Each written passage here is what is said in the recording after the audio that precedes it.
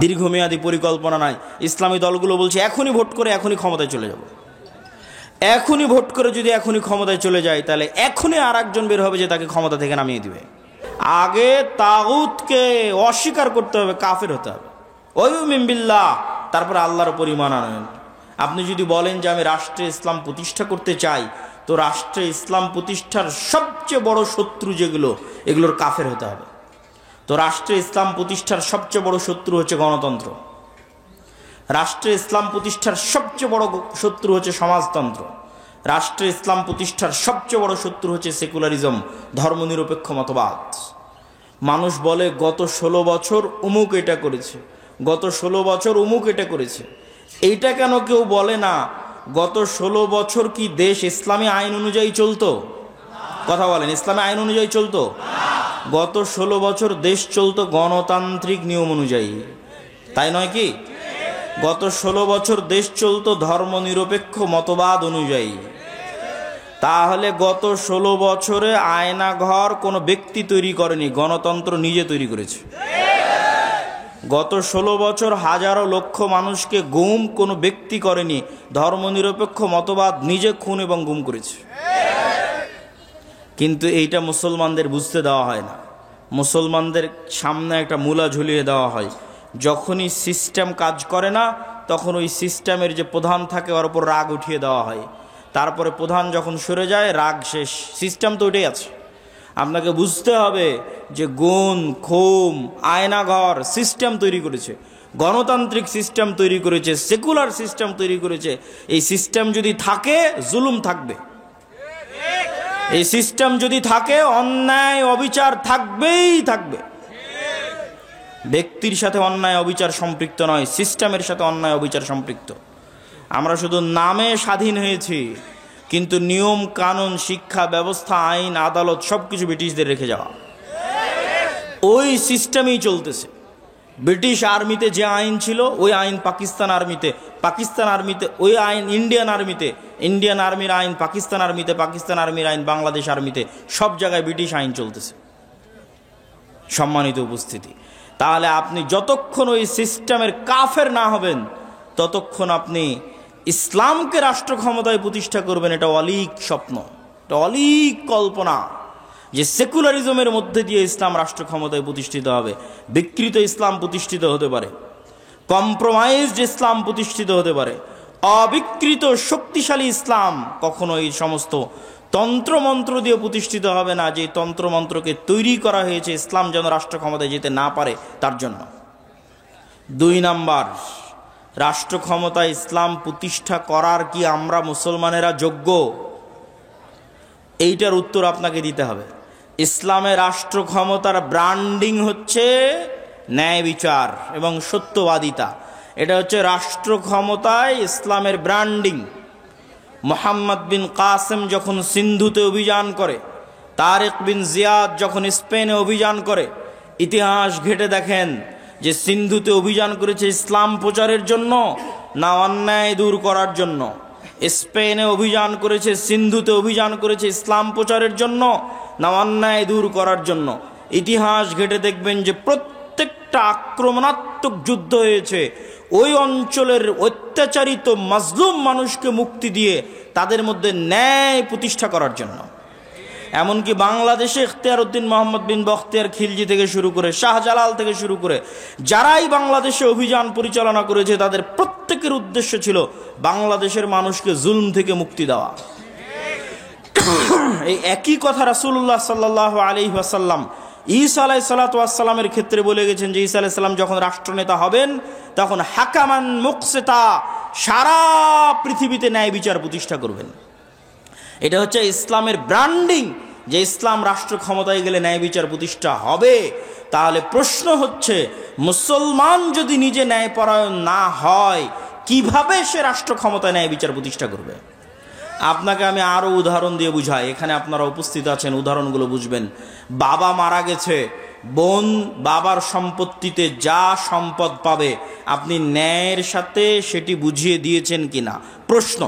আপনি আপনার আশেপাশের পাড়া প্রতিবেশী সবার দিকে তাকিয়ে দেখেন যে সে ন্যায়ের সাথে বুঝিয়ে দিয়েছে কিনা। একদল পাবেন দেয়নি, একদল পাবেন যদি দিয়ে থাকে তো দামি জমিটা নিজের কাছে রেখেছে, বিলের জমিটা বোনকে দিয়েছে। তাহলে এই যে ব্যক্তি যে সামান্য তার পরিবারে তার বোনের উপর ন্যায় প্রতিষ্ঠা করতে পারলো না, ওই ব্যক্তিকে যদি রাষ্ট্র ক্ষমতা দেওয়া হয় তাহলে গত 16 বছর যা দুর্নীতি হয়েছে ও তার চেয়ে বেশি দুর্নীতি করবে। গত 16 বছর যা জুলম হয়েছে ও তার চেয়ে বেশি জুলম করবে। ওকে হবে না, কেননা রাষ্ট্র ক্ষমতা ইসলাম মানে ন্যায় বিচার প্রতিষ্ঠা হওয়া। তো সে তো দুর্নীতিগ্রস্ত, সে কিভাবে ন্যায় বিচার প্রতিষ্ঠা করবে? আপনি সমাজে তাকিয়ে দেখেন যে প্রত্যেকটা সেক্টরে সেক্টরে, এলাকায় এলাকায়, সমাজে সমাজে যৌতুকের ভিত্তিতে বিবাহ হচ্ছে। যৌতুকের ভিত্তিতে বিবাহ অন্যায়, মানুষের প্রতি অন্যায়। আমি এখন ন্যায় এবং অন্যায় বলতে সালাত সিয়ামের অন্যায় বুঝাচ্ছি না, এক মানুষের সাথে আর এক মানুষের প্রতি অন্যায়। তো যে যৌতুকের ভিত্তিতে যেই পরিবার বিবাহ করছে, যৌতুকের ভিত্তিতে যেই বিবাহে পুরো এলাকা, পুরো গ্রাম, কাজী, আলেম, হুজুর, হাজি সব অংশগ্রহণ করতেছে, এই আলেম, এই কাজী, এই হুজুর আর এই বিবাহকারী পাত্র আর এই বিবাহকারী ছেলেপক্ষ, এদেরকে রাষ্ট্র ক্ষমতায় দেওয়া হলে এরা গত 16 বছরের চেয়ে বড় দুর্নীতিবাজ হবে। কেন? ও সামান্য একটা মেয়ের প্রতি ন্যায় করতে পারছে না, সামান্য তার স্ত্রীর প্রতি ন্যায় করতে পারছে না। তাহলে এটা কেমনে সম্ভব যে সে রাষ্ট্র ক্ষমতায় বসে 16 কোটি 18 কোটি মানুষের প্রতি ন্যায় করবে? অসম্ভব।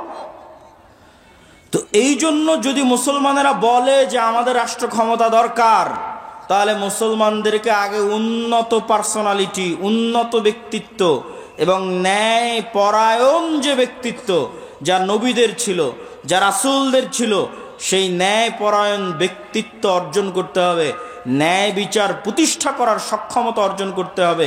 আপনি ইসলামী দলে যান, সংগঠনে যান, মসজিদে যান, মাদ্রাসায় যান, যত বিভেদ বিভক্তি আছে সেখানে যান, প্রত্যেকটা জায়গায় দেখবেন অন্যায় জড়িত।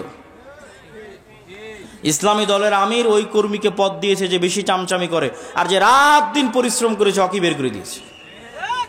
তাহলে সে তার দলে ন্যায় প্রতিষ্ঠা করতে পারেনি, ও রাষ্ট্রে কিভাবে ন্যায় প্রতিষ্ঠা করবে? জালেম। জুলম কখনো ইসলামী রাষ্ট্রের মানদণ্ড হতে পারে না, ন্যায় ইসলামী রাষ্ট্রের মানদণ্ড। আর সত্যবাদিতা, আপনি মুসলমানদের কাছে যান, ইউরোপ এবং আমেরিকায় বসবাসরত মুসলমান, অধিকাংশ মুসলমান তাদের কাফের রাষ্ট্রের কাছে, খ্রিস্টান রাষ্ট্রের কাছে মিথ্যা বলে অতিরিক্ত টাকা নিচ্ছে। মুসলমান মিথ্যা বলছে, সে নামাজ পড়ে, বলছে আমি কালেমা পড়ি, আশহাদু আল্লা ইলাহা ইল্লাল্লাহ বলে, আশহাদু আন্না মুহাম্মাদার রাসূলুল্লাহ বলে, কিন্তু সেই মুসলমান মিথ্যা বলছে আর এক কাফেরের কাছে একটু টাকা বেশি নেওয়ার জন্য পুরো জীবনটা মিথ্যার উপর পার করে দিচ্ছে। আপনাদের এই নরসিংদী, নারায়ণগঞ্জ, রূপগঞ্জ অঞ্চলেও যেহেতু কিছুদিন থেকে থাকা হচ্ছে, সেহেতু দেখতেছি নির্বাচনের সময় মানুষ 2 এমপি পদপ্রার্থীর থেকে টাকা নিয়ে বলেছে তাকে ভোট দিবে। তার মানে সে মিথ্যুক। তাহলে একজন মিথ্যুক মানুষ কিভাবে নেতা হবে? একজন মিথ্যুক মানুষ কিভাবে দেশ ও জাতির দায়িত্ব নিবে? এটা অসম্ভব। আজকের যুগের মুসলমানদের ব্যক্তিত্ব মক্কার কাফের মুশরিকদের ব্যক্তিত্বের চাইতে নিম্নমানের। কিভাবে? এখনই আলোচনা শুনলেন আবু তালেব কাফের, আবু তালেব মুশরিক, কিন্তু একটা প্রমাণ দেখান দেখি যে আবু তালেব কোনোদিন মিথ্যা বলেছে? আবু তালেব কোনোদিন তার মুখের ওয়াদা রক্ষা করেনি। মুখের কথা রক্ষা করতে গিয়ে 3 বছর, মুখের কথা রক্ষা করতে গিয়ে 3 বছর ভাতিজার সাথে না খেয়ে জীবন পার করেছে। তার নাম আবু তালেব। মানে রক্তে নেতৃত্বের গুণ আছে। রক্তে কিসের গুণ আছে? নেতৃত্বের গুণ আছে। মিথ্যা বলে নেতা হওয়া যায় না, কথা রক্ষা না করে নেতা হওয়া যায় না। আবু তালেব নেতা, he is a by born leader, জন্মগত নেতা। জন্মগত নেতা দেখে মুখের কথার দাম রক্ষা করার জন্য ভাতিজার সাথে 3 বছর না খেয়ে জীবন পার করে দিয়েছে। আবু সুফিয়ান নেতা, লিডার, নেতৃত্বের যোগ্যতা আছে, কাফের মুশরিক, কিন্তু ব্যক্তিত্ব আছে। তার চিরন্তন শত্রুর বিরুদ্ধে মিথ্যা বলেনি। হিরাক্লিয়াসের দরবারে দাঁড়িয়ে আপনার একটা রাজনৈতিক দলের নেতাকে জিজ্ঞেস করেন, তার বিপরীত রাজনৈতিক দল সম্পর্কে যা বলবে 16 আনাই মিথ্যা। এই পুরো গণতান্ত্রিক রাজনীতি দাঁড়িয়ে আছে মিথ্যার উপর। পুরো গণতান্ত্রিক সিস্টেম দাঁড়িয়ে আছে মিথ্যার উপর। মিথ্যা না বললে গণতন্ত্র চলে না, মিথ্যা না বললে গণতন্ত্রে নেতা হওয়া যায় না, মিথ্যা এবং দুর্নীতি না করলে গণতন্ত্রে নিজের গদি টিকিয়ে রাখা যায় না। গণতন্ত্র সিস্টেমটাই এমন যে সিস্টেম আপনাকে মিথ্যা বলতে বাধ্য করবে। তো মিথ্যা বলে আপনি কিসের নেতা হবেন, কিসের রাষ্ট্রে ইসলাম প্রতিষ্ঠা করবেন?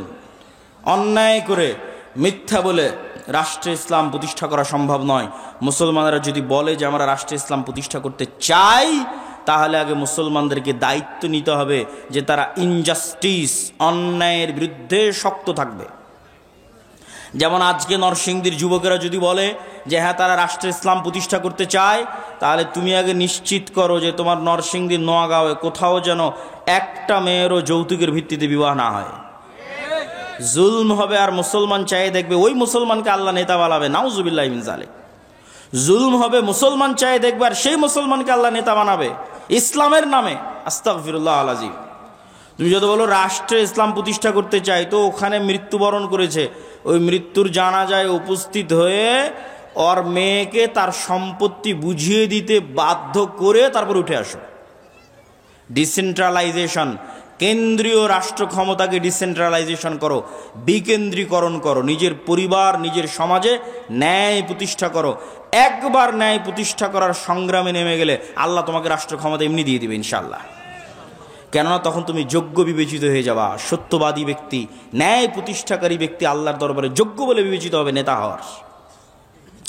আর যদি ওই কম্প্রোমাইজ করার স্বভাব না থাকে, যে গণতন্ত্রের সাথে কম্প্রোমাইজ, সমাজতন্ত্রের সাথে কম্প্রোমাইজ, সেকুলারিজমের সাথে কম্প্রোমাইজ, ধর্ম বিক্রি করে দেওয়ার সাথে কম্প্রোমাইজ, নিজের দিনের উপর আত্মবিশ্বাস নাই, তখন আমি শিখতে বলেছি যুবকেরা, নিজের দিনের উপর আত্মবিশ্বাস ফিরিয়ে আনতে তোমরা দুটো জাতিকে দেখবা, একটা ইহুদি আর একটা হিন্দু।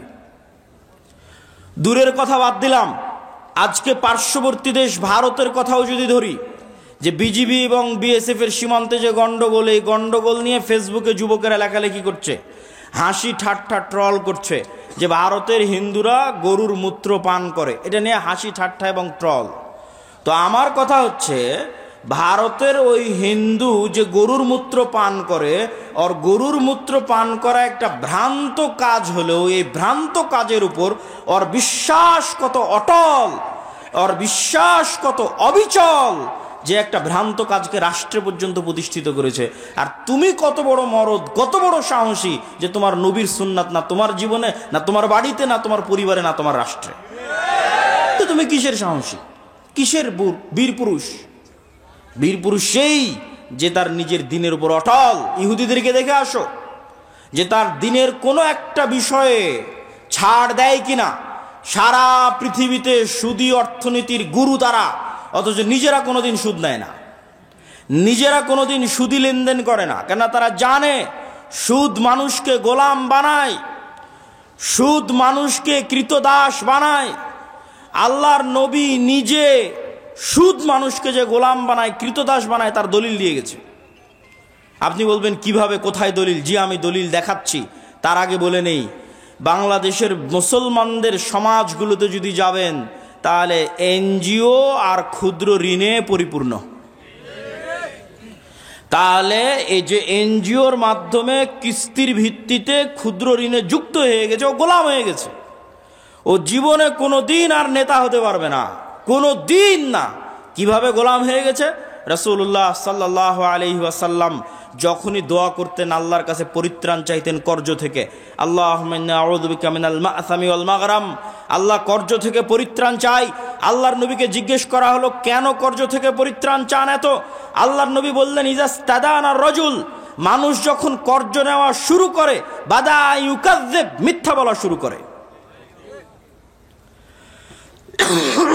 আল্লাহর নবী বললেন, যখনই কর্জ নেওয়া শুরু করে, মিথ্যা বলা শুরু করে, 1 টাকা 10 টাকা 15 টাকা 20 টাকা কর্জ নিয়েছে, পরের দিন টাকা চাইতে যাবে, মিথ্যা বলবে। মিথ্যা বলবে না? মিথ্যা বলবে।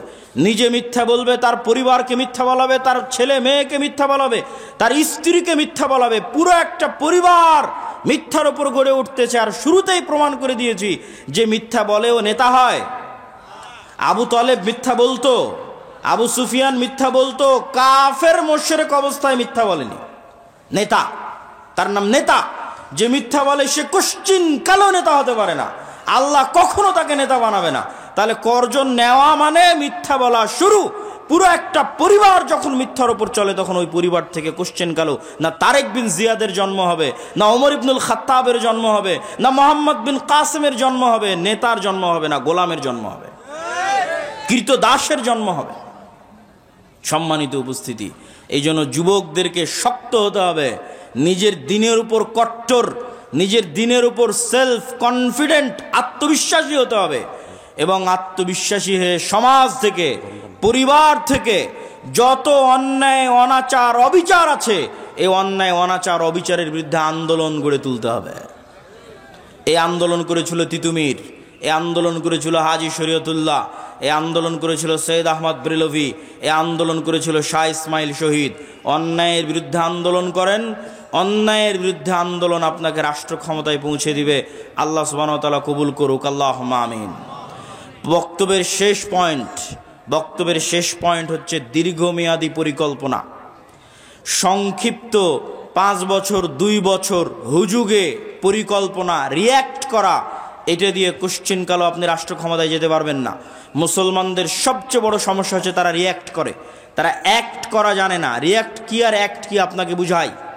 রিয়্যাক্ট আর অ্যাক্ট হচ্ছে আপনি খাচ্ছেন, দাচ্ছেন, ঘুরছেন, ফিরছেন, আড্ডা দিচ্ছেন, হঠাৎ করে শুনলেন বাংলাদেশের রাষ্ট্রের সংবিধানে ইসলাম নাই। হঠাৎ করে একদিন শুনলেন, শোনা মাত্র রাস্তায় ঝাঁপিয়ে পড়ে বললেন লিল্লাহে তাকবীর, আল্লাহু আকবার। এটার নাম রিয়্যাক্ট। আর অ্যাক্ট কি? যে ওই রাষ্ট্র থেকে ইসলাম সরিয়েছে, ও 50 বছর থেকে প্ল্যান করছে কবে সরাবে। 50 বছর থেকে প্ল্যান করছে। আপনার প্ল্যান কয়দিনের? আপনি তো শুনলেন, লাফিয়ে পড়ে গেলেন লিল্লাহে তাকবীর, আল্লাহু আকবার বলে, ওই পর্যন্তই শেষ। পরিকল্পনা নাই, কার্যক্রম নাই, শক্তিশালী প্রতিষ্ঠান নাই। 5ই আগস্টে তো লক্ষ লক্ষ কোটি কোটি জনগণ ছিল, তো কোটি কোটি জনগণের সরকার তৈরি হয়নি কেন? এনজিওর সরকার কেন তৈরি হয়েছে? এনজিওদের শক্তিশালী প্রতিষ্ঠান আছে, এই জন্য তৈরি হয়েছে। আর এই কোটি কোটি পঙ্গপালের মতো জনগণের না একটা শক্তিশালী মিডিয়া আছে, না একটা শক্তিশালী অর্থনৈতিক প্রতিষ্ঠান আছে, তো কিসের রাজনীতি করবেন আপনি?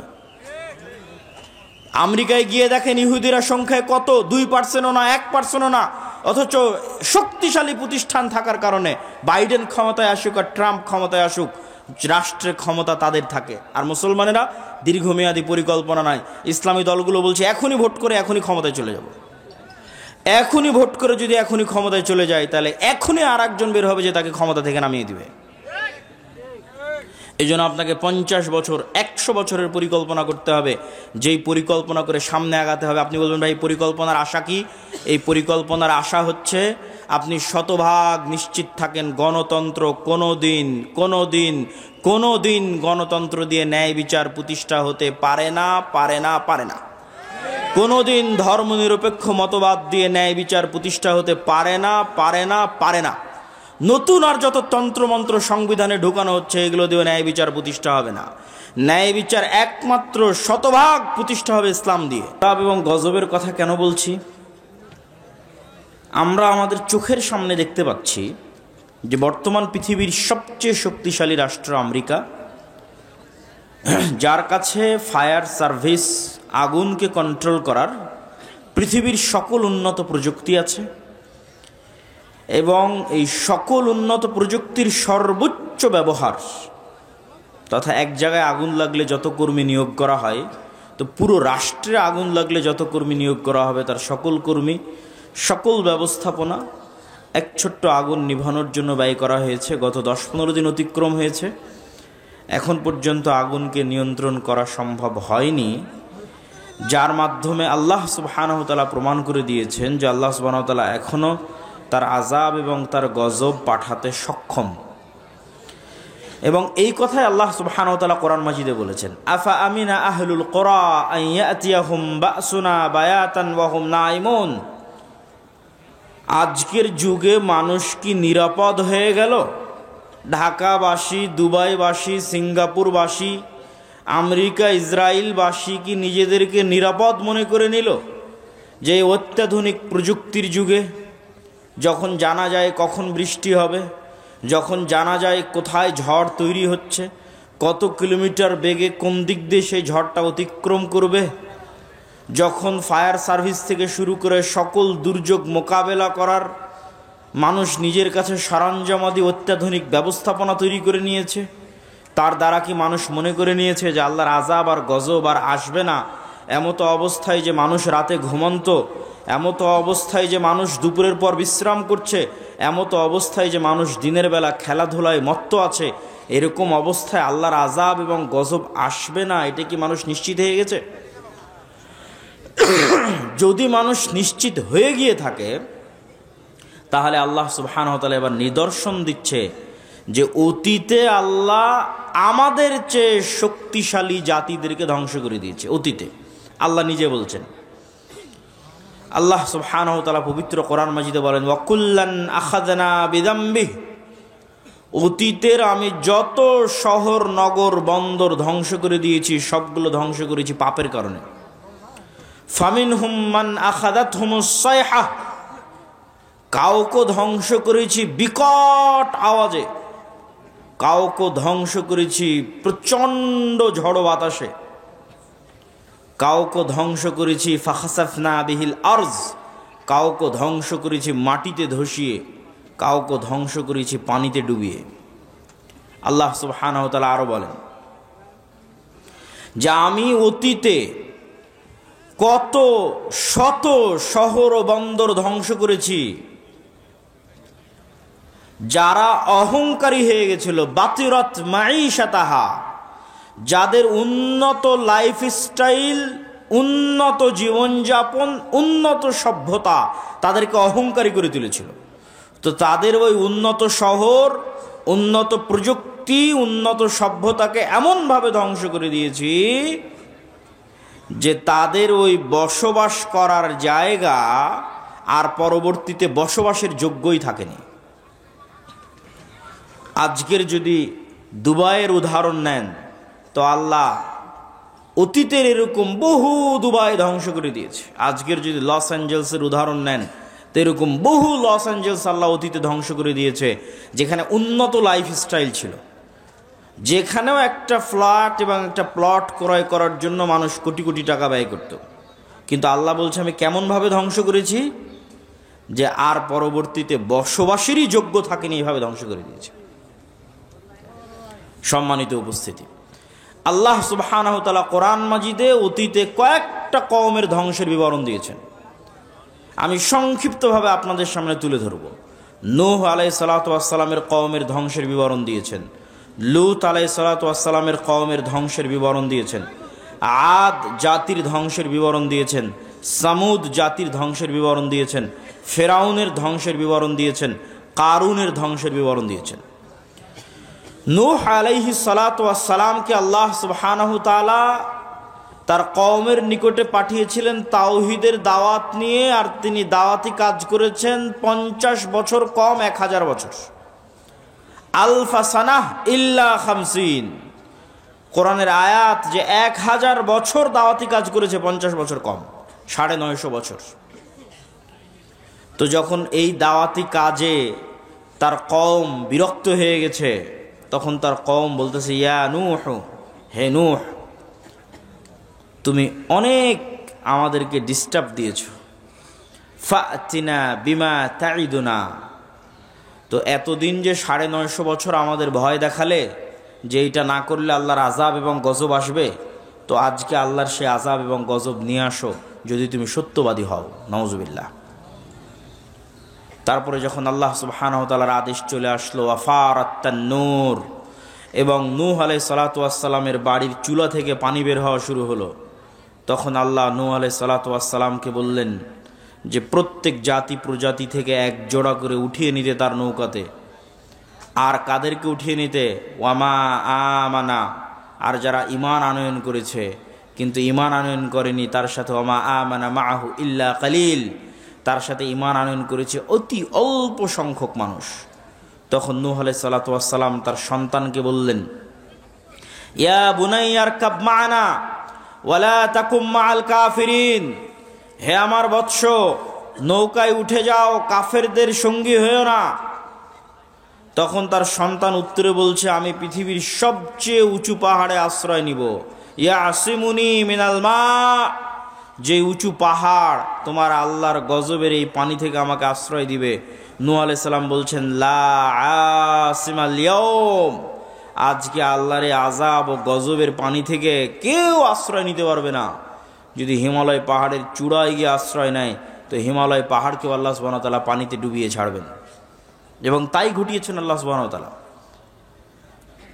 পানি বাড়তে বাড়তে এমন পর্যায়ে পানি পৌঁছে গেল যে নিচে শুধু পানি, উপরে আসমান, আর কিছু নাই, সব ধ্বংস হয়ে গেছে পৃথিবীতে। তখন আল্লাহ সুবহানাহু ওয়া তাআলা মাটিকে বলছেন ইয়া আরযু বলঈ, হে মাটি পানি শুষে নাও, আর হে আসমান ক্ষান্ত হও। এবং ধীরে ধীরে পানি কমে গেল এবং নূহ আলাইহিস সালাতু ওয়াস সালামের নৌকা জুদি নামক পাহাড়ে অবতরণ করল। তো নূহ আলাইহিস সালাতু ওয়াস সালামের কওমের ধ্বংসের বিবরণ তাওরাতে আছে, ইনজিলে আছে, কোরআনে আছে। তো নূহ আলাইহিস সালাতু ওয়াস সালামকে যে ভয়াবহ বন্যা দিয়ে আল্লাহ ধ্বংস করেছেন, আজকের লস অ্যাঞ্জেলসের আগুন তার তুলনায় কিছুই কিছুই কিছুই কিছুই না। তারপরে যদি আসে লূত আলাইহিস সালাতু ওয়াস সালামের কথা, লূত আলাইহিস সালাতু ওয়াস সালামের কওম পৃথিবীতে এমন নিকৃষ্ট গুনাহ করেছিল যা অতীতে পৃথিবীতে আর কেউ কোনোদিন করেনি। আর ওই ভয়ঙ্কর ভয়াবহ গুনাহ থেকে বাঁচানোর জন্য লূত আলাইহিস সালাতু ওয়াস সালাম তার কওমের মাঝে দাওয়াতি কাজ করতেন। তার কওমের উত্তর কি ছিল? তার কওমের উত্তর এটা ছিল যে তুমি যখন এতই পবিত্র তা আমাদের সাথে থাকার দরকার নাই, আমরা সব অপবিত্র, তুমি পবিত্র, তুমি আমাদের এলাকা ছেড়ে চলে যাও। এবং যখন তারা লূত আলাইহিস সালাতু ওয়াস সালামকে এইভাবে তাকে উত্তর দিল, তখন আল্লাহ ফেরেশতা পাঠালেন। ফেরেশতা ইব্রাহিম আলাইহিস সালাম হয়ে লূত আলাইহিস সালাতু ওয়াস সালামের নিকটে গেল, সুন্দর সুদর্শন কিশোর এবং যুবকের আকৃতিতে। তখন ওই অঞ্চলের যারা মানুষ, নিকৃষ্ট পশুতুল্য মানুষ, তারা তখন তাদের লোলুপ দৃষ্টি এই ফেরেশতাদের দিকে দিল। লূত আলাইহিস সালাম তখনও জানতেন না তারা ফেরেশতা। তখন লূত আলাইহিস সালাতু ওয়াস সালাম ভয় পেয়ে গেলেন, আলাইসা মিনকুম রাজুলুর রাশিদ, তোমাদের মধ্যে কি একজনও পবিত্র মানুষ নাই? এবং তিনি আফসোস করে বললেন যে আমি আশ্রয় গ্রহণ করছি ইলা রুকনিন শাদীদ, তথা আল্লাহর নিকটে আশ্রয় প্রার্থনা করতেছেন, আল্লাহর আশ্রয় ছাড়া আমার বাঁচার জায়গা নাই। আজকে তোমরা আমার মেহমানদের সামনে আমার মেহমানকে তোমরা আজকে অপমান করবা। তখন এবার মেহমানেরা উত্তর দিয়ে বলছে ইন্না রাসূলু রাব্বিক, লূত আলাইহিস সালাতু ওয়াস সালাম ভয় পাওয়ার কিছু নাই, আমরা আল্লাহর পক্ষ থেকে পাঠানো ফেরেশতা, আপনি এক্ষুনি এই মুহূর্তে এই শহর ত্যাগ করেন, ওয়ালা ইয়ালতাফিত, পিছনে ফিরে তাকাবেন না। তাদের লাস্ট টার্গেট হচ্ছে মাউইদুহুমুস সুবহ, সকাল, সকালে ধ্বংস হয়ে যাবে। আলাইসাস সুবহু করিব, সকাল কি অতি নিকটে নয়? সকাল হওয়ার আগে শহর ত্যাগ করেন, পিছনে ফিরে তাকাবেন না, স্ত্রীকে সাথে নেবেন না, সেও তাদের অন্তর্ভুক্ত হবে, আযাবের অন্তর্ভুক্ত হবে। এবার আল্লাহ বলছে জাআলনা আলিয়াহা সাফিলাহা, ওই শহরকে আমি কি করলাম জানো? ওই শহরকে এইভাবে উল্টিয়ে দিলাম, তার উপর অংশ করে দিলাম নিচে, নিচের অংশ করে দিলাম উপরে। ওয়া আরসালনা আলাইহিম হিজারাতাম মিন সিজিল, আর তাদের উপর পাঠাতে থাকলাম আসমান থেকে আগুনের পাথর বৃষ্টি, আগুনের পাথর বৃষ্টি আসমান থেকে পাঠাতে থাকলাম, শহরকে উল্টিয়ে দিলাম। তো এই যে ভয়ঙ্কর ভয়াবহ গজব আল্লাহ নাজিল করলেন, তার তুলনায় এই লস অ্যাঞ্জেলসের আগুন কিছুই নয়। এবার 3 আদ জাতি, আর আমি আদ জাতির নিকটে পাঠিয়েছি আখাহুম হুদ, তাদের ভাই হুদকে। আমি আদ জাতির নিকটে পাঠিয়েছি হুদ আলাইহিস সালাতু ওয়াস সালামকে।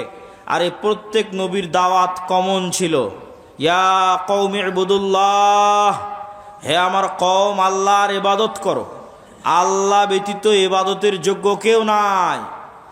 তো আদ জাতি কি উত্তর দিল? আদ জাতিকেও হুদ আলাইহিস সালাতু ওয়াস সালাম বলেছিলেন আল্লাহর ইবাদত না করলে আল্লাহর গজব আসবে। তখন আদ জাতি উত্তরে বলেছিল মান আশাদ্দু মিন্না কুওয়া, হুদ তুমি আমাদেরকে আল্লাহর আযাবের গজবের ভয় দেখাও, তুমি বলো তো এই পৃথিবীতে আমাদের চেয়ে কেউ শক্তিশালী আছে? আমাদের চাইতে এই পৃথিবীতে কেউ কি শক্তিশালী আছে যে তুমি আমাদেরকে গজবের ভয় দেখাও, আযাবের ভয় দেখাও? তো মজাকের কথা যে আদ জাতির উপর গজব আসবে, যেমন আমাদের কাছে মজাক মনে হতে পারে আজকের পৃথিবীর সবচেয়ে শক্তিশালী রাষ্ট্র ইসরায়েল, সবচেয়ে শক্তিশালী রাষ্ট্র আমেরিকা, তাদের উপর আবার কি আসতে পারে? আর তাদেরকে কে আবার ক্ষতিগ্রস্ত করতে পারে। ঠিক যেভাবে আদ জাতি বলেছিল মান আশাদ্দু মিন্না কুওয়া, তখন আল্লাহ বলেছিলেন আওয়ালাম ইয়ারাও, তারা কি জানে না আন্নাল্লাহাল্লাযী খালাকাহুম, যে তারা যতই শক্তিশালী হোক, যতই উন্নত সভ্যতার হোক, তার শক্তি বাড়তে বাড়তে বাড়তে বাড়তে পৃথিবীর মানুষের শক্তি সভ্যতার যদি শেষ সীমায় পৌঁছে যায়, তবুও লাস্ট রেজাল্ট হচ্ছে আল্লাহ তাদের সৃষ্টিকর্তা আর ওরা সৃষ্টিজীব। তো শক্তি কার বেশি হবে? সৃষ্টিকর্তার বেশি হবে। এটাই যুক্তির কথা, এটাই লজিকের কথা। তো আমেরিকা ইসরায়েলের শক্তি যতই বেশি হোক, আল্লাহ সুবহানাহু ওয়া তাআলা আমেরিকা এবং ইসরায়েলের যদি সৃষ্টিকর্তা হন, তাহলে দিন শেষে শক্তি কার বেশি? আল্লাহর বেশি। তখন আদ জাতিকে আল্লাহ সুবহানাহু ওয়া তাআলা ধ্বংস করলেন বিরিহিন সরসরিন আতিয়াহ, প্রচণ্ড ঝড়ো বাতাস এবং প্রচণ্ড ঠান্ডা, প্রচণ্ড ঝড়ো বাতাস এবং প্রচণ্ড ঠান্ডা। আর এই প্রচণ্ড ঝড়ো বাতাস আর প্রচণ্ড ঠান্ডা বাতাস চলল 1 সপ্তাহ ব্যাপী, এবং এই 1 সপ্তাহ ব্যাপী প্রচণ্ড ঝড়ো বাতাসে তারা হয়ে গেল গোড়া কাটা খেজুর গাছের ন্যায়। যারা বলেছিল তারা পৃথিবীর সবচেয়ে শক্তিশালী, তৎকালীন যুগের সবচেয়ে উন্নত, সবচেয়ে সভ্য নগরীকে আল্লাহ সুবহানাহু ওয়া তাআলা ধ্বংস করে দিলেন। এবার আসি সামুদ জাতির কথা। সামুদ জাতির নিকটে আল্লাহ পাঠিয়েছিলেন তাদের ভাই সালেহকে। সালেহ আলাইহিস সালাতু ওয়াস সালাম একই কথা তার কওমকে বললেন, আর তার কওমকে আল্লাহর নিদর্শন হিসেবে পেশ করলেন নাকাতুল্লাহ, আল্লাহর উটনি। এই আল্লাহর উটনি আল্লাহর জমিনে চলবে, তোমরা একে ক্ষতি করার চেষ্টা করিও না, ক্ষতি করলে আল্লাহর গজব আসবে। ওয়ালাহা শিরবুম মালুম, 6 দিন তোমাদের জন্য কুয়ায় পানি পানের, একদিন আল্লাহর উটনির জন্য। যেই দিন আল্লাহর উটনি পানি পান করবে, সেই দিন উটনি থেকে এই পরিমাণ দুধ হতো যে সমগ্র সামুদ জাতি সেই দুধ দহন করে নিয়ে খেয়ে বাড়িতে নিয়ে শেষ করতে পারত না। আল্লাহু আকবার। কিন্তু এই নিয়ামত তাদের সহ্য হয়নি, তারা অহংকারী। অহংকারী হয়ে সালেহ আলাইহিস সালাতু ওয়াস সালামকে বলছে ফাকারুহা, কেটে নিয়ে, উটনির পা কেটে নিয়ে সালেহ আলাইহিস সালাতু ওয়াস সালামকে বলছে ফাতিনা বিমা তাইদুনা, আযাবের ভয় দেখাতে এই যে তোমার আল্লাহর উটনির পা কেটে নিয়েছে, এবার আযাব নিয়ে আসো। কোথায় আযাব? আযাব নিয়ে আসো। ফাখাযাতহুমুস সাইহাহ, কোথাও এসেছে ফাখাযাতহুমুর রাজফা, বিকট আওয়াজ, এমন বিকট আওয়াজ যে বিকট আওয়াজে তারা হয়ে গেল ওয়াহুম জাসিমিন। মুফাসসিরিনে কেরাম লিখছেন জাসিমিনের অর্থ যে যেখানে যে অবস্থায় ছিল সে অবস্থায় থেকে গেল। কেউ চা পান করছিল তো চা হাতে নিয়ে ওভাবেই থেকে গেল, বিকট আওয়াজের সাথে সাথে ওভাবেই মৃত্যুও হয়ে গেছে, ওভাবে থেকেও গেছে। কেউ দৌড়াচ্ছিল, ও দৌড়ানো অবস্থায় থেকে গেছে। কেউ খাবার খাচ্ছিল, খাবার খাওয়া অবস্থায় থেকে গেছে। কেউ গোসল করছিল, গোসল অবস্থায় থেকে গেছে।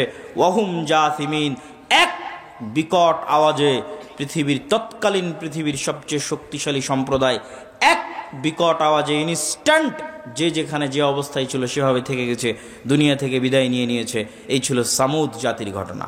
সম্মানিত উপস্থিতি, নূহ আলাইহিস সালাতু ওয়াস সালাম, লূত আলাইহিস সালাতু ওয়াস সালাম, আদ জাতি, সামুদ জাতি, এই 4টে বড় বড় জাতিকে আল্লাহ সুবহানাহু ওয়া তাআলা 4টে ভিন্ন ভিন্ন ধরনের আযাব দিয়ে ধ্বংস করে দিয়েছেন।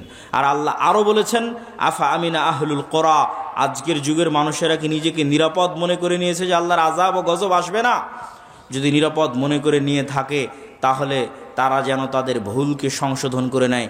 আল্লাহর আযাব এবং গজব যে কোনো মুহূর্তে আসতে পারে, যে কোনো সময় আসতে পারে। আর লস এঞ্জেলস ক্যালিফোর্নিয়ায় যে আগুন জ্বলতেছে, এইরকম আগুনে যদি সারা পৃথিবীও জ্বলে যায় তবুও হক হবে। এই জন্য হক হবে যে সারা পৃথিবীর মানুষের চোখের সামনে, সারা পৃথিবীর সকল রাষ্ট্রনেতার সামনে, BBC, CNN, Al Jazeera, TV channel, Facebook, YouTube সব লাইভের সামনে 60,000 নিরস্ত্র নিরীহ মানুষকে গাজায় হত্যা করা হয়েছে।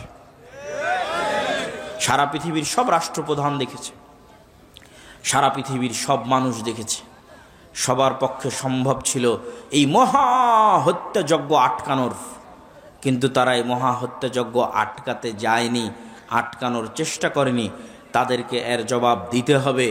এই এক গাজার উপর যে অত্যাচার চালানো হয়েছে, এই অত্যাচারে যদি সমগ্র আমেরিকা, সমগ্র ইউরোপ আর সমগ্র ইসরায়েল জ্বলে পুড়ে যায়, তবুও আল্লাহ সুবহানাহু ওয়া তাআলার জন্য এটা হক হবে। এবং আল্লাহ এটা বলেছেন, কোরআনেই বলেছেন যে আল্লাহ সুবহানাহু ওয়া তাআলা যখন কোনো শহর ও বন্দর ধ্বংস করেন, তখন আল্লাহ অত্যাচার করেন না, বরং তারা অত্যাচারী ছিল তাই ধ্বংস করে দেন। সম্মানিত উপস্থিতি, এইটি থেকে আমাদের শিক্ষা নিতে হবে, মুসলমানদের শিক্ষা নিতে হবে যে আমরা যে কোনো মুহূর্তে আল্লাহর আযাব এবং গজবের শিকার হতে পারি। যে অশ্লীলতা, যেই বেহায়াপনায় লূত আলাইহিস সালাতু ওয়াস সালামের কওম ধ্বংস হয়েছিল, ওই বেহায়াপনা, ওই অশ্লীলতাও বাংলাদেশে ঢুকানোর চেষ্টা করতেছে শয়তানের দোসরেরা। এমনও রাজনৈতিক দল বাংলাদেশে আছে যারা তাদের দফার মধ্যে যুক্ত করে দিয়েছে যে তারা রেইনবো নেশন তৈরি করবে, রংধনু জাতি তৈরি করবে। তো নেলসন ম্যান্ডেলা আফ্রিকায় রংধনু জাতি তৈরি করতে গিয়ে এই লূত আলাইহিস সালাতু ওয়াস সালামের কওমের অশ্লীলতাকে প্রমোট দিয়েছিল। আজকের এই ধরনের রাজনৈতিক দলগুলো আবার পদ তৈরি করেছে, লিঙ্গ সমতা, লিঙ্গ ন্যায্যতা নামে একটা পদ তৈরি করেছে। নাউজুবিল্লাহি মিন যালিক। এর প্রত্যেকটার পিছনের উদ্দেশ্য হচ্ছে ইবলিসের যে স্কিম আছে, শয়তানের যে পদক্ষেপ আছে, সেটা বাস্তবায়ন করা। তবে হ্যাঁ, তাদের জন্য অনেক বড় ধাক্কা, এই সমস্ত শয়তানের অনুসারীদের জন্য অনেক বড় ধাক্কা যে তাদের আব্বার দেশে তাদের বিরোধী লোক চলে এসেছে। তার মানে তাদের সবগুলোর আব্বা হচ্ছে আমেরিকা। আর আমেরিকার নতুন প্রেসিডেন্ট ডোনাল্ড ট্রাম্পের প্রথম আদেশ যে পৃথিবীতে তৃতীয় লিঙ্গ বলে কিছু নাই, লিঙ্গ দুইটাই, নারী আর পুরুষ। আমেরিকার জন্য ডোনাল্ড ট্রাম্পের প্রথম আদেশ। তো এত ভয়ঙ্কর আদেশ হওয়ার কারণ, এটার প্রেক্ষাপটও আপনাদের জানা থাকা উচিত। এই সমস্ত যে রাজনৈতিক দলগুলো আছে এদেরকে উত্তর দেওয়ার জন্য জানা থাকা উচিত। সেটা হচ্ছে ইলন মাস্কের নিজের সন্তান তার বাপকে বলছে, ইলন মাস্কের নিজের সন্তান তার বাপকে বলছে, আমাকে যদি অপারেশন করে ছেলে থেকে মেয়েতে রূপান্তর না করা হয়, আমি আত্মহত্যা করব। নাউজুবিল্লাহি মিন যালিক। ইলন মাস্ক ছেলের জীবন বাঁচাতে অপারেশনের অনুমতি দেয় আর দুনিয়ার মানুষকে বলে যে আমার ছেলে মারা গেছে, এবং তখন থেকে সিদ্ধান্ত নেয় যে এই শয়তানের এজেন্ডা আমেরিকায় উৎখাত করে ছাড়বে সে। এই যে ক্ষোভ, তার যে কষ্ট, যে সন্তান বাপের সামনে যদি এই ধরনের কথা বলে, বাপের কি রকমের কষ্ট হতে পারে, এটার নাম দিয়েছে Elon Musk virus, woke virus. ওই রাগে, ওই ক্ষোভে টুইটার ক্রয় করে নেয়, আর ওই রাগে, ওই ক্ষোভে রাজনীতিতে যোগ দেয় এবং ডোনাল্ড ট্রাম্পের সাথে যুক্ত হয়। এই জন্য ডোনাল্ড ট্রাম্প ক্ষমতায় এসে প্রথম অধ্যাদেশ জারি করেছে, কোনো তৃতীয় লিঙ্গ বলে কিছু নাই, হয় নারী আর পুরুষ, আর বাইরে আর কিছু নাই, কোনো ট্রান্সজেন্ডার নাই, কিচ্ছু নাই। এখান থেকে আমাদের শিক্ষা নেওয়ার আছে যে আমাদের দেশে যারা অতি সেকুলার হয়ে, অতি উদার হয়ে মুসলিম দেশে রাজনীতি করবে, অথচ রেইনবো নেশনের নামে রাজনীতি করবে, লিঙ্গ সমতার নামে পদ তৈরি করে রাজনীতি করবে, এদের রাজনীতি করার অধিকার বাংলাদেশে নাই। আমি ওই দলকে নাম না নিয়ে উদাত্ত আহ্বান জানাবো যে বাংলাদেশের মানুষের মনোভাব, বাংলাদেশের মানুষের সামাজিক মূল্যবোধ বোঝার চেষ্টা করতে হবে। আল্লাহর চেয়ে শক্তিশালী কেউ নয়। আদ সামুদ জাতি ধ্বংস হয়ে গেছে, নূহ আলাইহিস সালাতু ওয়াস সালামের কওম, লূত আলাইহিস সালাতু ওয়াস সালামের কওম ধ্বংস হয়ে গেছে। অশ্লীলতা ছড়াতে চাইলে ধ্বংস হয়ে যেতে হবে। বক্তব্যের দ্বিতীয় অংশ, বক্তব্যের প্রথম অংশ শেষ, বক্তব্যের দ্বিতীয় অংশ, ইসলামী রাষ্ট্র। ইসলামী রাষ্ট্র প্রতিষ্ঠা করার বিষয়টা এখন বাংলাদেশে অন্যতম একটি আলোচিত ইস্যু। কেউ কেউ মনে করতেছে তারা ভোটের মাধ্যমে, রাজনীতি করে, গণতন্ত্রের মাধ্যমে ইসলামী রাষ্ট্র প্রতিষ্ঠা করবে।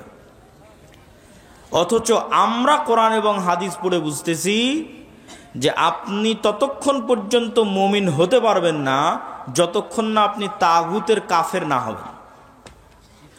আপনি ততক্ষণ মুমিন হতে পারবেন না যতক্ষণ না আপনি নিজেকে কাফের বলে ঘোষণা করবেন যে আমি তাগুতের কাফের। কে ঘোষণা করেছিল? ইব্রাহিম আলাইহিস সালাম ঘোষণা করেছিল, কাফারনা বিকুম, তোমাদের কাফের, তোমাদের মূর্তির কাফের। ইব্রাহিম আলাইহিস সালাতু ওয়াস সালাম ঘোষণা করেছিলেন তোমাদের কাফের, তোমাদের মূর্তির কাফের। তারা তাদের কর্মফল দুনিয়াতেই ভোগ করেছে। ওয়া কানা আকিবাতু আমরিহা খুসরা, আর তাদের কর্মফল ক্ষতি ও লোকসান ছাড়া কিছুই নাই, লাভজনক কিছুই নাই। আর এক আয়াতে আল্লাহ সুবহানাহু ওয়া তাআলা বলেন, ওয়া কাম আহলাকনা মিন ক্বরিয়াতিন, আমি ইতিপূর্বে অসংখ্য অগণিত উন্নত শহর, উন্নত নগর ও উন্নত বন্দরকে ধ্বংস করে দিয়েছি। বাতিরাত মাঈশাতাহা, যে উন্নত নগর বন্দর ও শহরের উন্নত লাইফস্টাইল, উন্নত প্রযুক্তি ওই শহরবাসীকে অহংকারী বানিয়ে দিয়েছিল।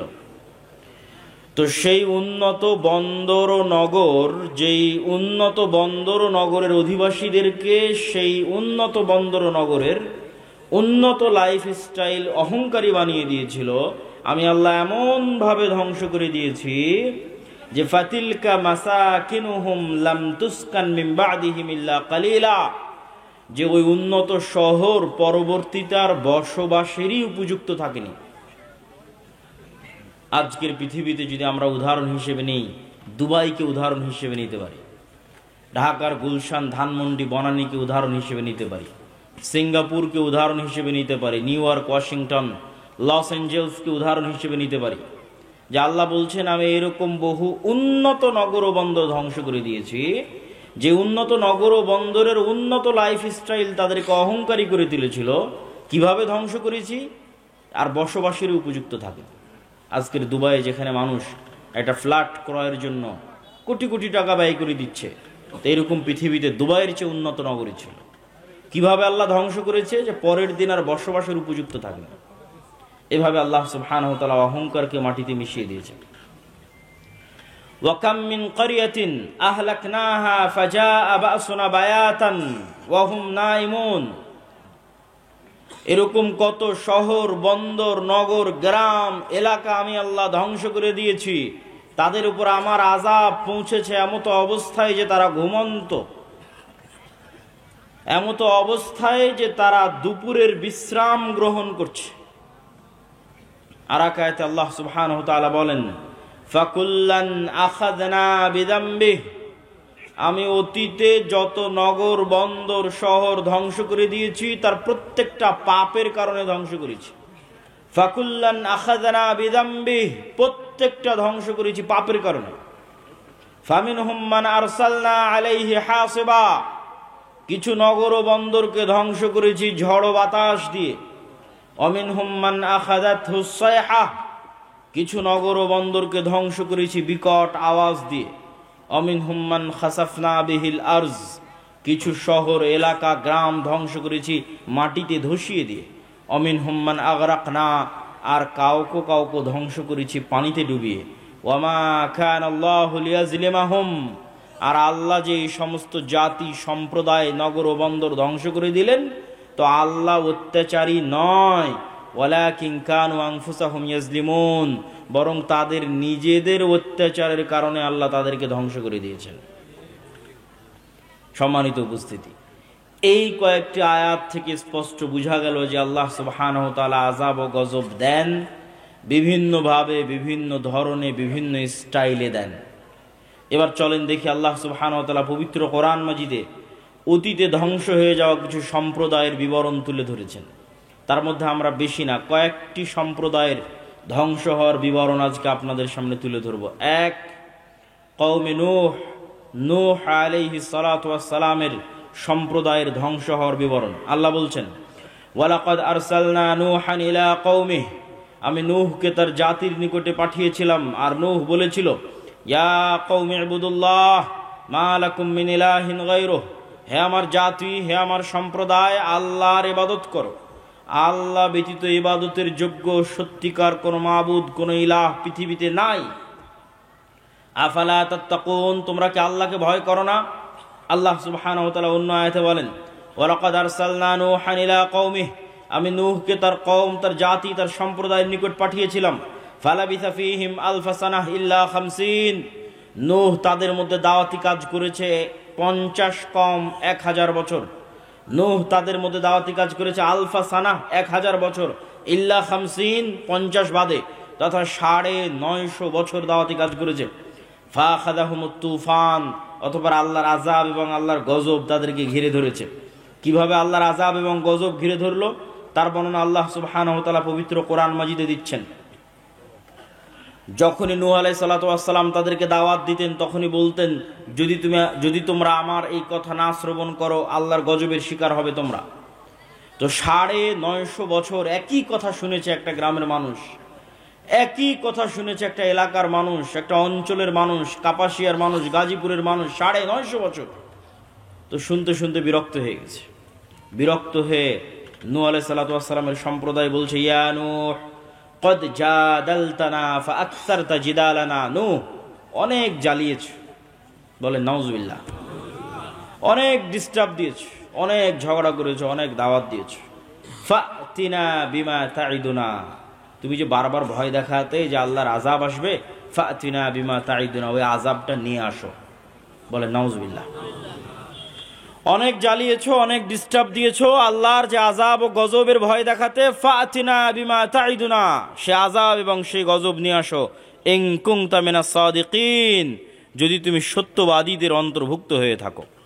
এবার আল্লাহ সুবহানাহু ওয়া তাআলা বর্ণনা দিচ্ছেন নূহ আলাইহিস সালাতু ওয়াস সালামের সম্প্রদায়কে ধ্বংস করার বর্ণনা।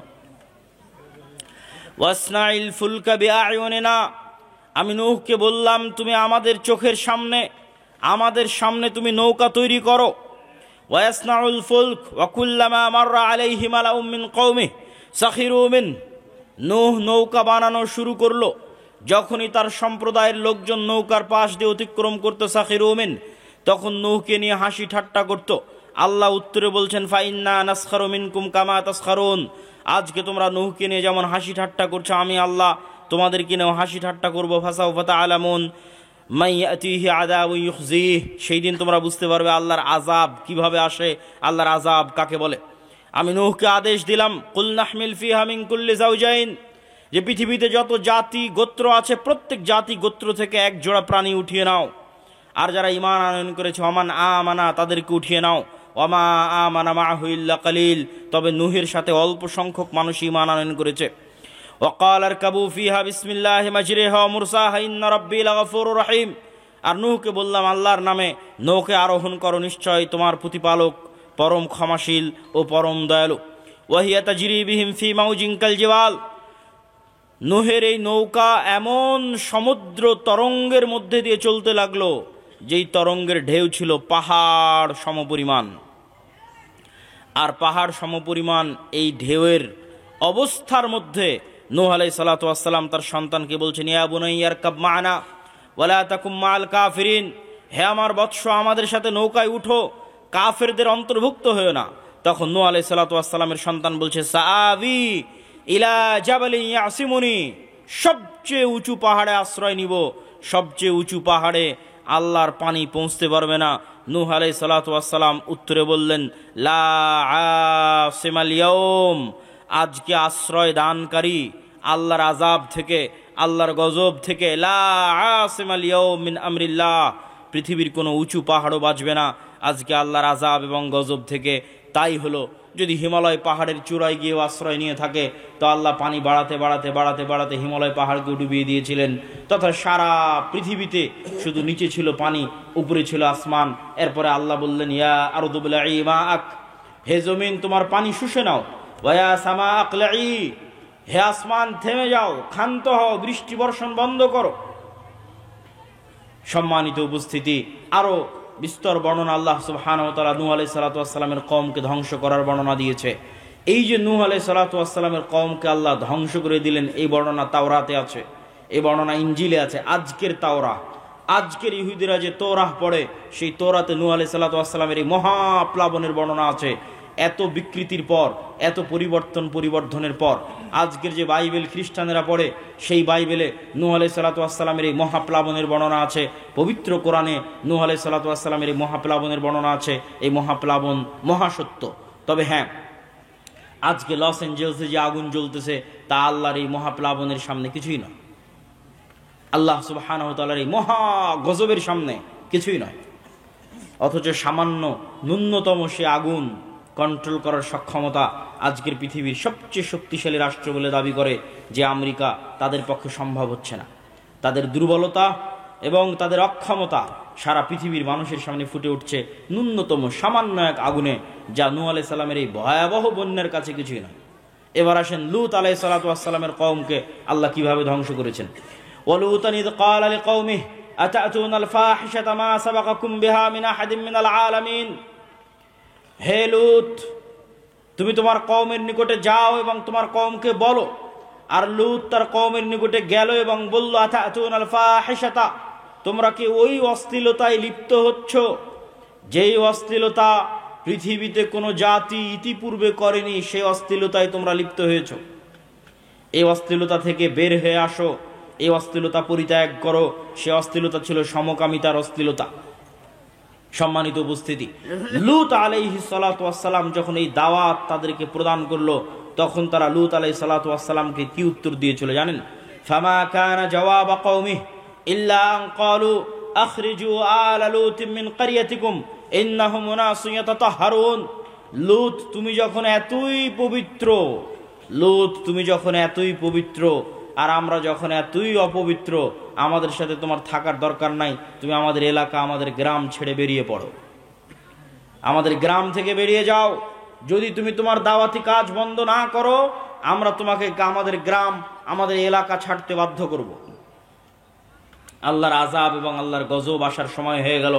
আল্লাহর আযাব এবং গজব আসার যখন সময় হলো, আল্লাহ ফেরেশতা পাঠালেন। ফেরেশতা গেল মেহমান হিসেবে ইব্রাহিম আলাইহিস সালাতু ওয়াস সালামের নিকটে। ধারাবাহিক আল্লাহ সুবহানাহু ওয়া তাআলা এই ঘটনা পবিত্র কোরআনে বর্ণনা করেছেন। ফেরেশতা যখন ইব্রাহিম আলাইহিস সালাতু ওয়াস সালামের নিকটে গেল, তখন ইব্রাহিম আলাইহিস সালাতু ওয়াস সালাম ভয় পেয়ে গেলেন। ফেরেশতারা বলছে, ভয়ের কোনো কারণ নাই। ইন্না নুবাশশিরুকা বিগুলামিন, আমরা আপনাকে এক সৎ সুসন্তানের সুসংবাদ দিতে এসেছি, আর ধ্বংসের বার্তা নিয়ে এসেছি কওমে লূতের জন্য। ইব্রাহিম আলাইহিস সালাতু ওয়াস সালাম আশ্চর্য হয়ে বললেন, সেখানে যে লূত আছে, তোমরা ধ্বংসের বার্তা নিয়ে এসেছো কওমে লূতের জন্য, কিন্তু সেখানে যে লূত আছে আলাইহিস সালাতু ওয়াস সালাম, তখন ফেরেশতারা বললেন, তাকে উদ্ধার করে নেওয়া হবে, তাকে বাঁচিয়ে নেওয়া হবে। এই ফেরেশতা দলই মেহমান হিসেবে লূত আলাইহিস সালাতু ওয়াস সালামের নিকটে গিয়ে উপস্থিত হলো। লূত আলাইহিস সালাতু ওয়াস সালাম প্রথমে বুঝতে পারেননি যে তারা আল্লাহ সুবহানাহু ওয়া তাআলার মেহমান, তারা আল্লাহ সুবহানাহু ওয়া তাআলার ফেরেশতা, এটা তিনি বুঝতে পারেননি। তো ফেরেশতাগণ যখন লূত আলাইহিস সালাতু ওয়াস সালামের দরবারে গেছে, তখন সুন্দর সুদর্শন কিশোর যুবক বয়সের পূর্ব মুহূর্তের বয়সের আকৃতি ধারণ করে গেছে। তৎকালীন সেই জাতির জঘন্য লোলুপ দৃষ্টি তখন এই ফেরেশতাদের উপর পড়ে এবং তারা লূত আলাইহিস সালাতু ওয়াস সালামের নিকটে চায় যে তুমি তাদেরকে আমাদের হাতে উঠিয়ে দাও। তখন লূত আলাইহিস সালাতু ওয়াস সালাম বলেন, আলাইসা মিনকুম রাজুলুর রশীদ, তোমাদের মধ্যে কি একজনও পবিত্র মানুষ নাই? হায় আফসোস, তোমাদের মধ্যে একজনও কি পবিত্র মানুষ নাই? আমি ইলা রুকনিন শাদীদ, আমি মহাশক্তিশালী আল্লাহর আশ্রয় প্রার্থনা করছি। তোমাদের সামনে, তোমাদের মাধ্যমে আজ আমার মেহমানেরা অপমানিত হবে, এই অপমান হওয়া থেকে আমি আল্লাহর দরবারে আশ্রয় প্রার্থনা করছি। যখন লূত আলাইহিস সালাতু ওয়াস সালামকে এরকম চিন্তিত দেখলেন ফেরেশতারা, তখন ফেরেশতারা বললেন, ইয়া লূত ইন্না রাসূল রাব্বিক, আরে আমরা তো আপনার প্রতিপালকের পক্ষ থেকে পাঠানো ফেরেশতা। লা ইয়াসিলু ইলাইক, এরা আপনার এবং আমাদের কোনো ক্ষতি করতে পারবে না। ফাআসরি বিআহলিক বিকিতইম মিনাল লাইল, রাত শেষ হওয়ার পূর্বেই আপনার পরিবার নিয়ে, মুমিনদের নিয়ে এই এলাকা ত্যাগ করেন। ফাআসরি বিআহলিক বিকিতইম মিনাল লাইল, রাত শেষ হওয়ার পূর্বে এই এলাকা ত্যাগ করেন। ওয়ালা ইয়ালতাফিত মিনকুম আহাদ, আপনাদের মধ্যে কেউ যেন পিছন ফিরে না তাকায়। ইল্লা ইমরাতাক, তবে আপনার স্ত্রীকে সাথে নিয়ে যেতে পারবেন না। মুসিবুহা মা আসাবাহুম, আল্লাহর গজবের শিকার সেও হবে। ইন্না মাউইদাহুমুস সুবহ, আপনার এই জাতির ধ্বংস হওয়ার সময় সকাল। আলাইসাস সুবহু বিকরিব, সকাল কি অতি নিকটে নয়? অতএব সকাল হওয়ার পূর্বে এই এলাকা ত্যাগ করেন। লূত আলাইহিস সালাতু ওয়াস সালাম সকাল হওয়ার পূর্বেই তড়িঘড়ি করে এলাকা ত্যাগ করলেন, তার স্ত্রী থেকে গেল। আল্লাহ সুবহানাহু ওয়া তাআলা কোরআন মাজিদে বর্ণনা করছেন, ফালাম্মা জাআ আমরুনা জাআলনা আলিয়াহা সাফিলাহা, যখন লূত ওই শহর ও এলাকা ত্যাগ করলো, তখন আমি আল্লাহ ওই শহরের উপর সাইড করে দিলাম নিচে, আর নিচের সাইড করে দিলাম উপরে। জাআলনা আলিয়াহা সাফিলাহা, পুরো শহরকে উল্টিয়ে দিলাম। ওয়ামতারনা আলাইহা হিজারাতাম মিন সিজ্জিল মানদুদ, আর আসমান থেকে বর্ষণ করতে লাগলাম আগুনের পাথর। পুরো শহরকে উল্টিয়ে দিলাম আর আসমান থেকে বর্ষণ করতে লাগলাম অগ্নি পাথর বৃষ্টি। আল্লাহর এই আযাব, এই গজবের সামনে আজকের লস এঞ্জেলসে যা হচ্ছে কিছুই নয়। আল্লাহ সুবহানাহু ওয়া তাআলা লূত আলাইহিস সালাতু ওয়াস সালামের কওমকে যে ভয়ঙ্কর আযাব ও গজব দিয়ে ধ্বংস করে দিয়েছেন, সেই ভয়ঙ্কর আযাব ও গজবের সামনে আল্লাহর সেই শক্তিশালী মহান আল্লাহ সুবহানাহু ওয়া তাআলার সেই ভয়ঙ্কর আযাব ও গজবের সামনে আজকের আমেরিকার লস এঞ্জেলসে যা চলতেছে তা ন্যূনতম, তা অতি সামান্য, তা অতি নগণ্য। চলেন আল্লাহ সুবহানাহু ওয়া তাআলা তারপরের জাতির ধ্বংসের বর্ণনা দিচ্ছেন, তা হচ্ছে আদ জাতি। এগুলো প্রত্যেকটা আল্লাহ কোরআনে বর্ণনা দিয়েছে, আর আমি শুধু কোরআনের আয়াত করছি আর অনুবাদ করছি। ওয়া ইলা আদিন আখাহুম হুদ, আদ জাতির নিকটে নবী করে পাঠিয়েছি হুদ আলাইহিস সালাতু ওয়াস সালামকে। ক্বালা ইয়া কওমি ইবুদুল্লাহ মা লাকুম মিন ইলাহিন গায়রুহু। হুদ তার জাতিকে লক্ষ্য উদ্দেশ্য করে বলল, হে আমার কওম, আল্লাহর ইবাদত করো। মা লাকুম মিন ইলাহিন গায়রুহু, আল্লাহ ব্যতীত পৃথিবীতে ইবাদতের যোগ্য কেউ নাই। আফালা তাত্তাকুন, তোমরা কি আল্লাহকে ভয় করো না? যদি তোমরা আল্লাহ ব্যতীত অন্য কারো ইবাদত করো অথবা আল্লাহর ইবাদতকে মেনে না নেও, তাহলে আল্লাহর গজবের তোমরা শিকার হবে। ইন্নী আখাফু আলাইকুম আযাব ইয়াউমিন আযীম, আমি ভয় পাচ্ছি যে আল্লাহর আযাব এবং আল্লাহর গজব তোমাদেরকে ঘিরে ধরবে। তো নূহ আলাইহিস সালাতু ওয়াস সালামের কওম আর লূত আলাইহিস সালাতু ওয়াস সালামের কওমের চেয়ে আদ জাতি ছিল বিপরীত, ব্যতিক্রম। কি বিপরীত, কি ব্যতিক্রম? আদ জাতির উত্তর দেখেন, আদ জাতির উত্তর আল্লাহ কোরআনে বর্ণনা করছেন। অকালু মান আশাদ্দু মিন্না কুওয়াহ, যখন হুদ আলাইহিস সালাতু ওয়াস সালাম আদ জাতিকে বললেন আল্লাহর গজব আসতে পারে, আদ জাতি উত্তরে বলল মান আশাদ্দু মিন্না কুওয়াহ, আজকের পৃথিবীতে আমাদের চেয়ে শক্তিশালী এমন আছে কে যার ভয় তুমি আমাদেরকে দেখাও? মান আশাদ্দু মিন্না কুওয়াহ, আজকের পৃথিবীতে আমাদের চেয়ে শক্তিশালী কেউ নাই। কিসের গজবের ভয় দেখাও, কিসের আযাবের ভয় দেখাও? তৎকালীন বিশ্বের সবচেয়ে শক্তিশালী জাতীয় রাষ্ট্র তৈরি করেছিল আদ সম্প্রদায়, সবচেয়ে উন্নত সভ্যতা তৈরি করেছিল আদ সম্প্রদায়, সবচেয়ে উন্নত প্রযুক্তি তৈরি করেছিল আদ সম্প্রদায়। সে উন্নত প্রযুক্তি, উন্নত সভ্যতা, জ্ঞান বিজ্ঞানের সর্বোচ্চ শিখরে পৌঁছে গিয়ে আদ জাতি অহংকার বশত দাবি করেছিল মান আশাদ্দু মিন্না কুওয়াহ, আজকের পৃথিবীতে আমাদের চেয়ে এমন শক্তিশালী কে আছে যার আযাব এবং যার গজবের ভয় তোমরা দেখাও। আল্লাহ উত্তরে বলছেন, আওয়ালাম ইয়ারাউ আন্নাল্লাহাল্লাযী খালাকাহুম হুয়া আশাদ্দু মিনহুম কুওয়াহ, তারা কি জানে না যে তারা জ্ঞানে বিজ্ঞানে প্রযুক্তিতে শক্তিতে সভ্যতায় সক্ষমতায় উন্নতির সর্বোচ্চ শিখরে যদি পৌঁছে যায়, মানব জাতি যত শক্তিশালী হওয়া সম্ভব, যত উন্নত প্রযুক্তির হওয়া সম্ভব, তার সর্বোচ্চ লেভেলে যদি পৌঁছে যায়, তবুও তারা আল্লাহর সৃষ্টি জীব আর আল্লাহ তাদের সৃষ্টিকর্তা। আল্লাহ বলছেন, আদ জাতিকে লক্ষ্য করে আল্লাহ বলছেন, তারা যত শক্তিশালী হোক এই লেভেল তো ভাঙতে পারবে না যে সে সৃষ্টি জীব আর আমি আল্লাহ তার সৃষ্টিকর্তা। এইটা কি ভাঙতে পারে? আজকের ইসরায়েল, আজকের আমেরিকা, আজকের ভারত দাবি করতে পারে মান আশাদ্দু মিন্না কুওয়াহ, আজকের পৃথিবীতে আমাদের যে শক্তিশালী আছে কে, কে শক্তিশালী আছে দাবি করতে পারে। কিন্তু আল্লাহ সুবহানাহু ওয়া তাআলা উত্তরে বলছেন, তোমরা শক্তিতে সামর্থ্যে যত সর্বোচ্চ পর্যায়ে পৌঁছে যাও, তারপরও এই লেভেল অতিক্রম করতে পারবে না যে তোমরা হচ্ছে সৃষ্টিজীব আর আল্লাহকে সৃষ্টিকর্তা। তো যিনি সৃষ্টিকর্তা উনি কি সৃষ্টিজীবের চেয়ে শক্তিশালী নন? শক্তিশালী, চিরন্তন এবং চিরস্থায়ীভাবে শক্তিশালী। তাহলে আদ জাতির এই গর্ব এবং এই অহংকারকে আল্লাহ সুবহানাহু ওয়া তাআলা এবার ধ্বংস করে দিচ্ছেন। ওয়া আম্মা আদুন ফাউহলিকু বিরিহিন সারসারিন আতিয়া, আমি আদ জাতিকে ধ্বংস করে দিলাম ভয়ঙ্কর প্রচণ্ড ঝড় বাতাস, যেই ভয়ঙ্কর প্রচণ্ড ঝড় বাতাস প্রবাহিত থেকেছে 1 সপ্তাহ যাবৎ। বিরিহিন সারসারিন আতিয়া, আর সেই ভয়ঙ্কর ঝড় বাতাসের অন্যতম আরেকটি বৈশিষ্ট্য হচ্ছে সে বাতাস ছিল প্রচণ্ড ঠান্ডা, প্রচণ্ড ঠান্ডা ভয়ঙ্কর ঝড় বাতাস যেই দিক দিয়ে গেছে সেই দিক দিয়ে গোড়া কাটা খেজুর গাছের মতো পড়ে গেছে। কি মানুষ, কি বিল্ডিং, কি দালান কোঠা কি গাছপালা, বাতাসের তেজ যেদিক দিয়ে গেছে সেদিক দিয়ে গোড়া কাটা খেজুর গাছের ময়নায় পড়ে গেছে। আল্লাহ সুবহানাহু ওয়া তাআলা এই আযাব এবং গজবের বর্ণনা পবিত্র কোরআন মাজিদে দিয়েছেন যে তিনি আদ জাতিকে এইভাবে ধ্বংস করেছেন। এবার সামুদ জাতিকে আল্লাহ সুবহানাহু ওয়া তাআলা কিভাবে ধ্বংস করলেন? আল্লাহ সুবহানাহু ওয়া তাআলা পবিত্র কোরআনে বলছেন, ওয়া ইলা সামুদ আখাহুম সালেহ, সামুদ জাতির নিকটে নবী করে পাঠিয়েছিলাম সালেহকে। আদ জাতির নিকটে নবী করে পাঠানো হয়েছে হুদকে।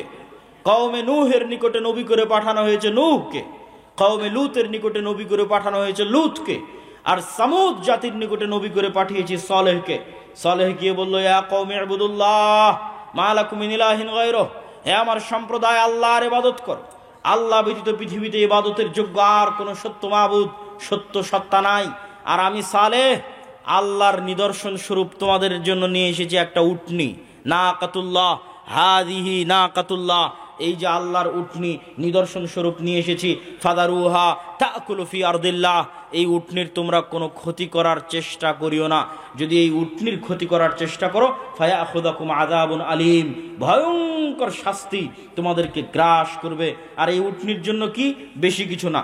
হাদিহি নাকাতুন লাহা শিরবুন ওয়ালাকুম শিরবু ইয়াউমিন মা'লুম, 6 দিন তোমাদের উটনি কুয়াতে পানি পান করবে, আর এই উটনি একদিন কুয়ায় পানি পান করবে।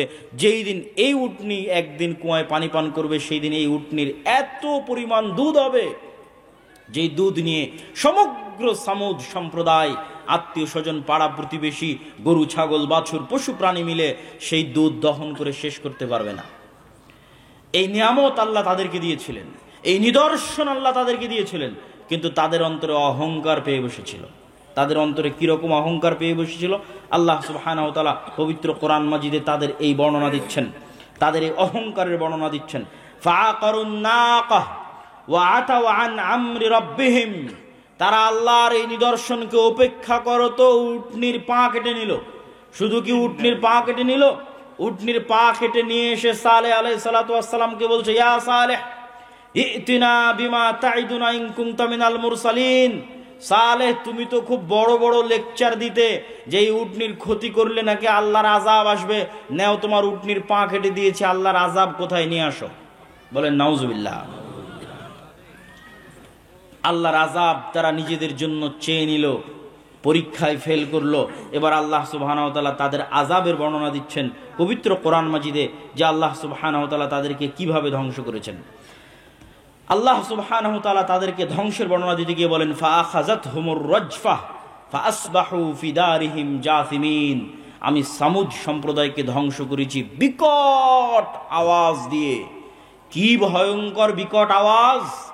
এমন ভয়ঙ্কর বিকট আওয়াজ যে ফাআখাযাতহুমুর রাজফা, এমন ভয়ঙ্কর বিকট আওয়াজ যে ফাআসবাহু ফি দারিহিম জাসিমিন, যে যে অবস্থায় ছিল ওই অবস্থায় থেকে গেছে, কিন্তু মারা গেছে।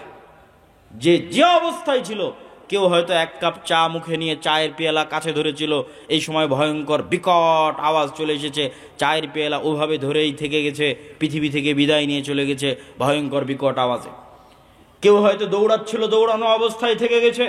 কেউ বসা ছিল, বসা অবস্থায় থেকে গেছে। যে যে অবস্থায় ছিল, লা তাতাহাররাকুল আজসাদ, পুরো একটা জাতি একদিনে, এক সেকেন্ডে, এক বিকট আওয়াজে স্থির অবস্থায় পৃথিবী থেকে ধ্বংস হয়ে গেছে। আল্লাহ বর্ণনা দিচ্ছেন পবিত্র কোরআন মাজিদে এই সামুদ জাতির ধ্বংসের বর্ণনা। আদ জাতির ধ্বংসের বর্ণনার সাথে আজকের আমেরিকার লস এঞ্জেলসে যা চলতেছে কিছুই না, ন্যূনতম, অতি নগণ্য। অথচ এই অতি নগণ্য, অতি দুর্বল আল্লাহর শাস্তি, আল্লাহর আযাব বর্তমান পৃথিবীর সবচেয়ে শক্তিশালী রাষ্ট্র ট্যাকেল দিতে পারছে না। যদি নূহ আলাইহিস সালাতু ওয়াস সালামের মতো আযাব আসে, যদি কওমে লূতের মতো আযাব আসে, যদি আদ জাতির মতো আযাব আসে, যদি সামুদ জাতির মতো আযাব আসে, তাহলে আল্লাহ সুবহানাহু ওয়া তাআলার আযাব এবং এই শাস্তি থেকে বাঁচতে পারবে এরকম কোন শহর, বন্দর, নগর পৃথিবীতে নাই। এবং এটার চ্যালেঞ্জ আল্লাহ পবিত্র কোরআন মাজিদে দিয়েছেন। আল্লাহ বলছেন, আফা আমিনা আহলুল কুরা আইয়াতিয়াহুম বাসুনা বায়াতাও ওয়া হুম নাইমুন, শহর ও গ্রামবাসী, বন্দরবাসী কি নিজেকে নিরাপদ মনে করে নিয়েছে যে আর আল্লাহর আযাব আসবে না? এখন অত্যাধুনিক প্রযুক্তি, তাই বৃষ্টি কখন হবে জানা যায়, ঝড় কখন হবে জানা যায়, ভূমিকম্প কখন হবে জানা যায়। সকল আশ্রয় কেন্দ্র আছে, পুনর্বাসন কেন্দ্র আছে, ফায়ার সার্ভিস আছে। এরকম উন্নত প্রযুক্তির যুগে, কম্পিউটার, মোবাইল, বিজ্ঞান, ক্যামেরার যুগে, ওয়েবসাইট, গুগল, সব কিছুর যুগে, চ্যাট জিপিটির যুগে মানুষ কি মনে করে নিয়েছে যে আল্লাহর আযাব আর আসবে না? আফা আমিনা আহলুল কুরা ইয়াতিয়াহুম বাসুনা বায়াতান ওয়া হুম নাইমুন। শহর, বন্দর, নগরবাসী, পৃথিবীর উন্নত থেকে উন্নত শহরবাসী, New York, Washington, London, Dubai, Singapore, ঢাকার মানুষ কি মনে করে নিয়েছে আল্লাহর আযাব আসবে না? এমত অবস্থায় যে তারা ঘুমন্ত, এমত অবস্থায় যে তারা দুপুরের পর বিশ্রাম নিচ্ছে, এমত অবস্থায় যে তারা খেল তামাশায় মত্ত, এমত অবস্থায় তাদের কাছে আল্লাহর আযাব আসবে না, এই নিশ্চিত, এই গ্যারেন্টি, এই নিশ্চয়তা তাদেরকে কে দিল?